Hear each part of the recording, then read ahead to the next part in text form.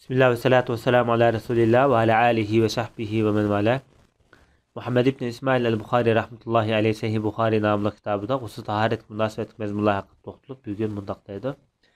İki xatniga bir-biriga uchrashgan vaqtida qandaq avvallar yuz berdi yoki qandaq hukm bu yerda buning munosabatlik bog'liq bo'ldi deydi. Bu yerdagi ikki xatniga degani erkishdagi erlik a'zodagi xatniga ayollikki xatniga deyilgan. Çünkü Araplar aynı vaqtida ba'zida ayollarning xatnisi qildigan avvallar bordi. Bunimi bu yerda erlarga g'olibiyat yoki ergashma asosida bayon qilib, ikki xatniga deb bayon qilingan. Demak, erning erlik a'zodagi, ayolning ayollik a'zodagi ikki sezgir a'zam bu. Bu 291 numaralı hadis İmam Bukhari rahmetullahi aleyh bizge Muaz ibn Fazale hadis sözlep bergen idi deydi.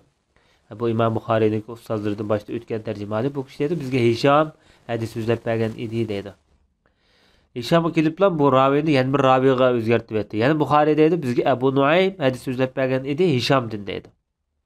Ondaqda bu hadisde İmam Bukhari Ebu Nuaym'din mi ağlıgan Hişam arqılıq Muaz ibn Fazale'din mi ağlıgan Hişam arqılıq. Bu Hişam hem de bu hadisini Katade'den ağlagan. Katade Hasan'din. Hasanül Basri şu. Katade ibn Daame degan kişi şu. Başta ötken. Ebu Rafi.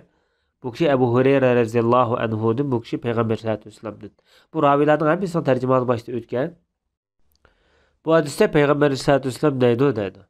Bir adam 4 şahının arsıda o'ltag'an bo'lsa, ondan bu yerda harakat qilgan bo'lsa, g'usl vojib dedi. Bu Payg'ambar sollallohu alayhi vasallamniki nihoyatda adab, axloq, bir xil hayo bilan aytilgan bir so'zi.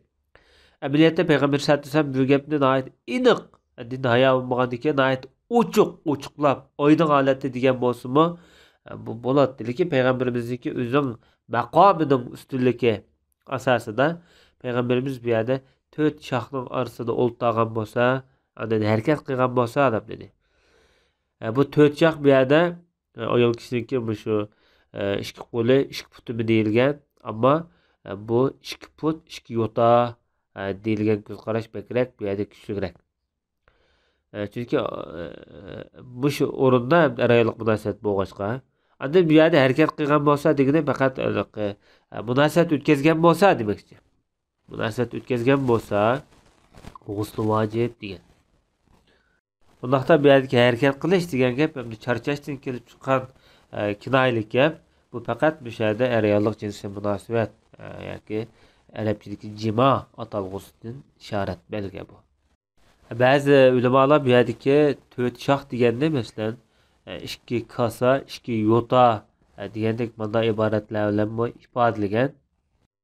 Bu hadisni hamda Hişam'a ergishib Amr Shu'badan shunga o'xshash hadisga o'xshash shaklda rivoyat qildi. Yani ergashdi deyilgan. Bu yerdagi ergish degan gap Hişam'a ergashgan. Demak, Hişam rivoyat qilgan shaklda Amr degan kishi shu rivoyat qilgan deyilgan. Undaqda bu hadis Amr Shu'ba Qatada Hasan mashakilda rivoyat qilgan bo'ladi. Undaqda bu yerda Musa degan so'z bu yerda masalan Musa mundaq deydi doktor. Bu İmam Buxoriyning ustozlari Musa ibn İsmail degan kishi shu bo'lsa kerak. Bu kishi dedi bizga Aban hadis so'zlab berib mundaq deganni deydi. Aban deydi bizga Qatada hadis so'zlab bergan, Hasan shunga o'xshash deb bergan deydi. Undaqda ma hadis hozir bir necha raviydan ayrim shaklda ayrim yo'l bilan bir ma'noda rivoyat qilingan. Demak, bu hadis undaqda sanad kuchlik, rivoyat kuchlik bo'lgan, mashhur bo'lgan hadis deyish bo'ldi. Undaqda bu hadis hamda ayollik munosabat qilmoqchi bo'lgan yoki qilgan odamga nisbat qilmoqchi bo'lgan odamga nisbatan qanday paytda, qanday vaqtda g'usl qilish cho'qim vojib farz bo'lib qoldi degan mazmunga nisbatan aniq qilib berilgan bir hadisning biri. Ba'zi hadislarda Peygamber sallallohu alayhi vasallam suvdin degan. Bundan degani suv chiqsa cho'qim suvni yuvinish kerak degan mazmun bo'ladi. Undaqda suv chiqmasa, ya'ni sperma mani chiqmagan bo'lsa, yuvinmasin bo'ladi degan mazmun kelib chiqdi bu hadisdan. Ammo mavi yuqorqi xatniga chiqishga vaqtida masalan g'usl vojib degan hadis bilan bu hadis bir-biriga zid bo'lganda ma'lum darajada shaklda zidlik bor. Şoňlaşqa ayni vaqtida Peygamber sallallahu aleyhi ve sellem'ninki zamanındaki Hazreti Ömer'ninki devri kelgan vaqtida sahabalar orasida ixtilof bo'lgan. Bir qism sahabalar deydi o xatniga tegdi mayli senden su chiqsin chiqmasin, ya'ni sperma kelsin kelmasin, sen g'usl qilsa cho'qim araylik munosabat qildingmi? Cho'qim g'usl vojib degan. Bir qism sahabalar dediki, yo'q, su chiqsa, ya'ni sperma chiqsa jünimiz, bo'lmasa jünmaymiz deb sahabalar orasida ixtilof bo'lgan. İşki hadisini tushunish o'xshamagan shaklda. Shunda Umar roziyallohu anhu shu vaqtda shunday degan. Sizlar bir yaxshi, ya'ni Badrga qatnashgan buyuk sahobalar turib, mush ishlar ustida sizlar ixtilof qilsanglar, sizlardan keyingi kelgan ummat musulmonlar nima ishlarni qilib ketadi? Deb shundan Ali ibn Abu Talib maslahat turib, xalifam, ya'ni Hazrat Janobi podshoh oilalari dedi. Agar bu masalani bilmoqchi bo'lsa, Payg'ambar sallallohu alayhi vasallamniki ayollarga bir odam avatib shulardan so'rab baqsa deb darhol Umar ibn Xattob ma'qul ko'rib Hazrat Oyshaga odam avatgan. Qaranglarmi? Hazrat Ali Umar ibn Xattobniki qanday bir qiymatli duch kelgan vaqtida bak cho'ng mushavir maslahatchisi davlatga. Hazrat Oysha javob berib bu yerda masalani oydinlashtirdi hamda. Xatniga tegsa, xatnigadan o'ssa dedi. Yani demakchi bo'lgani, kishining shu xatni qilgan kesilgan joy, xatni qilgan shu belgi joy shunday yo'qolsa, ya'ni ishchi islom g'usl vojib dedi. Umar roziyallohu anhu shu vaqtida bundan keyin dedi. Her qanday adam suvdin, ya'ni undaq demakchi bo'lgani, meni chiqsa jünimiz, bo'lmasa jünmaymiz degan gapni ko'tarib chiqdi ekan, men buni cho'qim jazolayman degan. Shuning bilan hamda asosan cho'ng büyük katta sahobalar va agar bu Umarning qiliqi yoki so'zi bu yerda xato bo'ladigan bo'lsa, bu sahobalar bunday masalalarni ko'ngil yurmaydi. Haqiqat babida hargiz oyoq qilmaydi ular. Darhol deydi-da. Sahobalarning hech qaysi inkor qilmagan. Demak bu masala Hazrat Umarning davrida bu ittifoqlashgan masala. Agar navoda burunqi sudun degan hadisning ham ikki ehtimoli bor. Birinchisi İslamiyatdagi dastlabki bosqichlarda shunday deyilgan bo'lsa-mu, keyin mansub qilingan, ya'ni amaldan qoldirilgan bo'lishi mumkin. Yana birisi ehtilom qartilgan gap bo'lishi mumkin. Kechida masalan birisi shayton atlab tushib ko'rgan bo'lsa, uyg'onib qatida, tushidan uyg'ongan vaqtida, ya'ni suv ko'rsang suv bor, ya'ni suv ko'rsang jo'nisa, yo'llikni ko'rsang jo'nisa degan ma'noda ishlatilgan bo'lishi-mu, har ehtimolga yaqin. Undaqda bu Hazrat Ömer'deki devri kelgan vaqtida bu ixtilof tugab, sahobalarniki ijmosi bilan qayta texmo bekigan, ta'kidlangan masalalardan biri. Vatanimizda 2000-yillardagi oldi keyinda mushu al-ma'u minal ma' degan hadisni ko'tarib chiqib, masalan, shu sperma kamiga ahvollasida junmusun bo'ldi degan fatvoni keng tarqatgan ahli ilmlarimiz bu yutumizda bo'lgan. Alloh taolo to'g'rini bildirsin. Hem İmam Bukhari rahmetullahi aleyh hem de tövendeki babda mundaq deydi. Bu kitab-ı G'usldagi en ahirgi bab, Sahih Bukhari'da. Ayol kishiniki shu jinsiy a'zoidagi yo'lliklar, masalan, ajratmalar tegib ketgan bo'lsa, kishining kiyimlariga, masalan, buni qanday yuydi masalan. Buniki yuyishning hukmi nima degandek masala haqida. Biz bu babdaki aniq mazmun edi biz hadisdagi o'zidan ko'raydi. Bu 292 numaralı hadisda İmam Bukhari rahmetullohi alayh bizga Abu Ma'mar hadis so'zlab bergan edi deydi. Bu Abu Ma'mar degan kishi İmam Bukhari'ninki büyük katta ustozlaridan Abdullah ibn Amr nomi bilan bu odamniki tarjimani boshda o'tgan.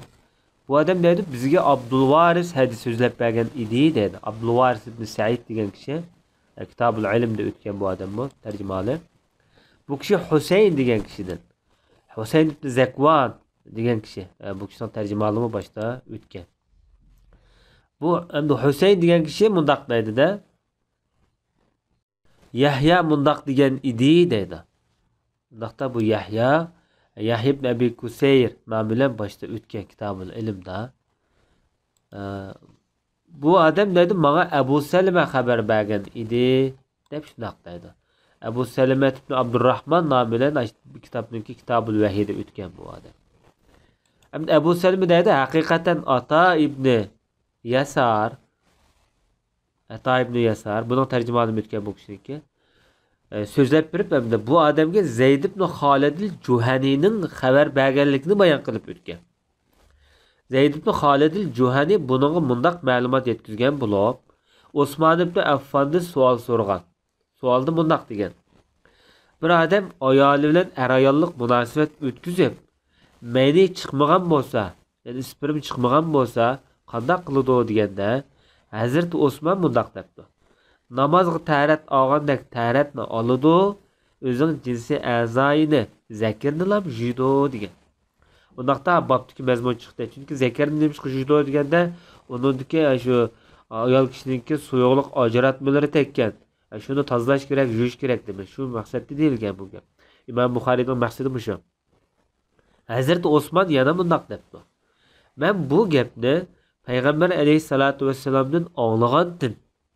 Ondan bu haqda Ali ibn Abu Talib, Zubayr ibn Avvam, Talhat ibn Ubaydullah, Ubay ibn Ka'b qatorliq sahobalardan so'rsam, bularni mushtaq qilishimga buyurgan dedi. Endi Yahya bundaq deydi: menga Abu Salma xabar berib, Urvat ibn Zubayr ibn Avvamning o'g'li bu odamga xabar berib, Aba Ayyub bu odamga xabar bergan ekan. Urvat ibn Zubayrga. U ham bu gapni Rasulullohdan bu shaklda anglagan deyilgan. Bu hadisda umumiy e'tiqod vaqtida 14 odamniki ism zikr qilinganda, hadis rivoyat qilgan, bayon qilib bergan, anglagan hammasi bo'libdi. Bularning ichida 7 sahoba. 7 sahoba bo'libmi? Nəhayət məşhur sahabalarnınki birida. Bu sahabalarning kimisining ismi o'tgan Abu Ayyub al-Ansari shu, payg'ambarimizning kutib olgan sahaba. Talhat ibn Ubaydullohning tarjimoni o'tgan. Urvat ibn Zubayrning tarjimoni o'tgan. Zubayr ibn Avvamning tarjimoni o'tgan. Bu hadisga qarata hadisniki shakli bizga bergan hukmi mani chiqmagan bo'lsa, buni g'usl qilish vojib emas degan ma'no chiqqan taqdirdami, bu ulamolarning asosiy nazarida bu islomiyatning dastlabki bosqichlardagi mazmun. Keyin hamda payg'ambar sollallohu alayhi vasallamning xatniga yo'qolgandan keyin buni g'usl vojib degan hadis bilan bu asosan amalda qolgan. Yana birisi Ömer ibn Xattobning o'zining zamonasida sahobalarni yig'ib bu ixtilofga xotim berganligini deb o'tdik. Bu xotimi bilan bu yana bu hadisniki kuch amaldan qolgan bo'ldi bu yerda. Endi 293 numaralı hadisda İmam Buxoriy rahmetullohi alayh yuqorqi bob bilan aloqador bu.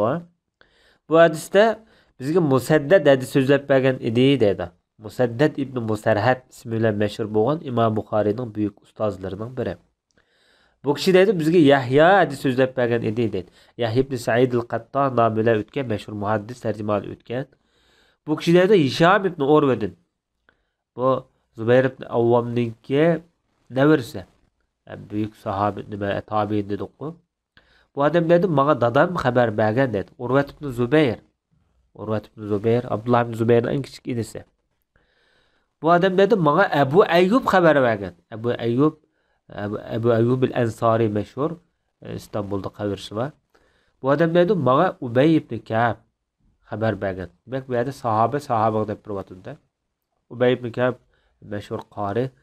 Bu kishi deydi ya Rasululloh, bir odam ayoli bilan arayonlik munosabat o'tkazib, bu yerda mani chiqmagan bo'lsa, suv kelmagan bo'lsa deganda savol qo'yganda Rasulullohga. Janob Rasululloh dediki, ayol kishining a'zoyidan tegib ketgan yo'lliklarni yuvib, ondan taratilib namoz o'qiyverdi degan. Yoki aniqroq degan vaqtida masalan shu erlik a'zo, shu ayol kishiga urilgan shu erlik a'zoni yuvdi demoqchi. Ya'ni chunki bu yo'l bir qism ajratmalar tekkan bo'g'achqa. Endi bu hadislar haqidagi ixtilof boshida deb o'tdik. İmam Buxoriyniki nazari nima bu yerda? Ebu Abdullah mundaq dedi deydi. İmam Buxoriy o'zi shu. İmam Buxoriy Ebu Abdullah mundaq dedi deydi. G'usl qilish ehtiyotliroq deydi. Yani İmam Buxoriy mo keskin bir narsa diyemedi-da, chunki ishkil hadisning orasida bu yerda bir to'qinish bo'lgandan keyin g'usl qilish ehtiyotliroq. Shu eng oxirida kelgan mazmun deydi. Ya'ni shu g'usl qilmaslik, mani chiqmagan bo'lsa g'usl qilmaslik haqidagi hadis, shu bobdagi hadis, shu eng oxirgi masala shu. Lekin biz buni sahobalar orasidagi turli ixtiloflar bo'lg'achqa biz buni bayon qilib bu yerda keltirdik dedi İmam Buxoriy. Demak, İmam Buxoriyning nazarida g'usl qilish ehtiyotga yaqin, ehtiyot qilgan nuqtadan yurish kerak. Ammo mansub emas demakchi İmam Buxoriyning nazari shu. Şoňlaşqa bir qism ulemalar mesela Ata ibn Yasarlar mesela sahabalarniki ve başka kişilerinki nurgun ixtilafı var bu meselede. Meni çıkan bolsa, jünimiz çıkmagan bolsa, jünmaymiz degan mesele haqida. Lekin mening ko'nglim eng rahat olduğunu jünoş degan. Çünkü men çing bir tutquni tutay. Bu yerda mustahkam bir qanoatlik bir ish qilay deb men jünime degan. Demek sahabalar, tabiinlar, aynı vaqtdagi salaf ulamalar bu meselede ixtilof qilgan. Bu meseledeki hem de İmam Buxoriy'deki sözü aytdi. Yaqimliq, shunaqla o'rinliq. Odamning qalbiga bir xil rohat bag'ishlaydigan so'z bo'lsa kerak bu yerda. Shunlashqa Ibnul Arabiy rahmatullohi alayh ahkamul Qur'onni yozgan odam shu. İmam Buxoriyga sal tanqidiy pozitsiyada bo'lgan. Mush gapga qarata ehtiyotliroq degan gapga nisbatan. Chunki ehtiyotliroq desa, ya'ni bu g'usl vacib emas degan gap kelib chiqdi bu yerda. Bu İmam Buxoriy degan shunda bir katta bir ulamo turib, musulmon ulamolar ichidagi eng ulug' bir diniy mo'tabar shaxslarniki bir turib, qandaymi bu yerda ehtiyotliroq degan so'z orqali masalan g'uslni mustahab qilib qo'ydi, vacib qilmaydi. Amaliyotda bu g'uslar ayollik munosabat o'tkazgandan keyin meni chiqsin chiqmasin bu vacib bo'lib ketadigan masala tursa, bu sahabalar ittifoq kelgan masala tursa deb koyigan İmam Buxoriy rahmatullohi alayhi. Bugungi darsimiz bu yerda oyoqlashdi. Allah xolisa azla Allohning fazli marhamati bilan biz Kitobul G'uslni tugatib bo'ldik. İnşallah Kitabul Hizni keyingi bobda ders qilib o'tamiz.